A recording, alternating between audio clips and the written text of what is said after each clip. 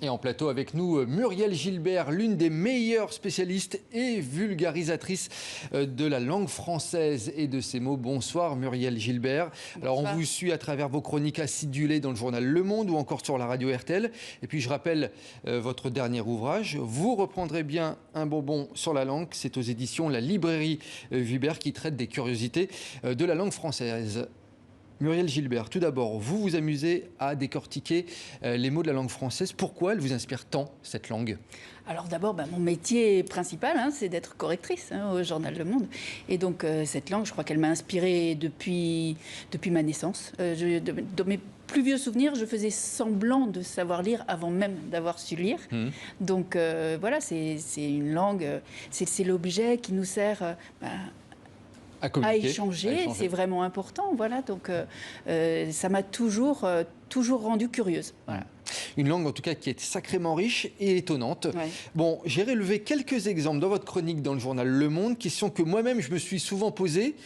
Déjà, pourquoi le Y est-il grec ? Oui, pourquoi un I puis un Y Tout simplement parce qu'en fait, ce Y, c'est une lettre que l'alphabet latin est allé pioché dans l'alphabet grec à un certain stade de son évolution, en se rendant compte qu'il lui manquait un signe pour faire le son U dont il ne disposait pas, en fait. Et donc, en français, ça a évolué. Bon, en tout cas, d'ailleurs, c'est même pour cette raison que ce que nous appelons Y s'appelle upsilon en grec. En grec. Voilà, tout à fait. Bon, en français, ça a évolué. Maintenant, le son du Y est bien particulier, puisque c'est quand même une lettre qui est à la fois, on peut dire, une voyelle et une consonne. C'est une voyelle parce que ça fait le son I, comme le I normal, et puis ça fait I, qui est aussi un son consonne. Donc c'est vraiment une lettre très particulière. Alors, autre question. Pourquoi est-ce qu'on dit 17, 18, 19, mais pourquoi est-ce qu'on dit par exemple 14 et pas 14 ? Pourquoi on dit 15 et pas 15 ? C'est une spécificité de la langue française, ça aussi. Alors tout ça, ça venait également du latin, comme comme une grande partie de notre langue. Et donc au départ, on avait en latin des undécimes, qui voulait dire, je vous donne l'exemple de undécime, qui voulait dire 1 et 10, qui est le 11, qui finalement a évolué jusqu'à se réduire à 11, comme ça. Et puis également pour le 12, duodécime, trédécime, tout ça a évolué et s'est rassemblé pour faire 11, 12, 13, avec l'évolution et la tendance de la langue à sans arrêt rétrécir les mots comme ça. Voilà. Ouais. Bon, je voulais faire un petit quiz spécial avec vous, un quiz sur les vacances notamment et le voyage. Alors on apprend que les mots haussien et juilletistes, que les journalistes emploient souvent, sont des créations de la langue française. Et oui, c'est ça, c'est vrai que... Alors ça doit dater de... un peu après l'époque des congés payés, bien sûr qu'il a fallu inventer ces termes-là, mais c'est vrai que ça n'existe pas, ça n'a pas d'équivalent dans d'autres langues. Et justement, aujourd'hui, j'étais au journal Le Monde, et puis c'était le jour où revenaient les juilletistes, tandis que les haussiens s'apprêtaient à partir. Et on m'a demandé desquels je faisais partie.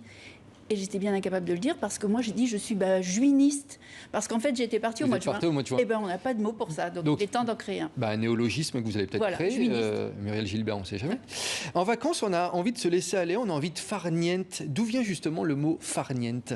Alors farniente, ce qui est drôle, c'est que évidemment, ça vient de l'italien fare niente, ne rien faire.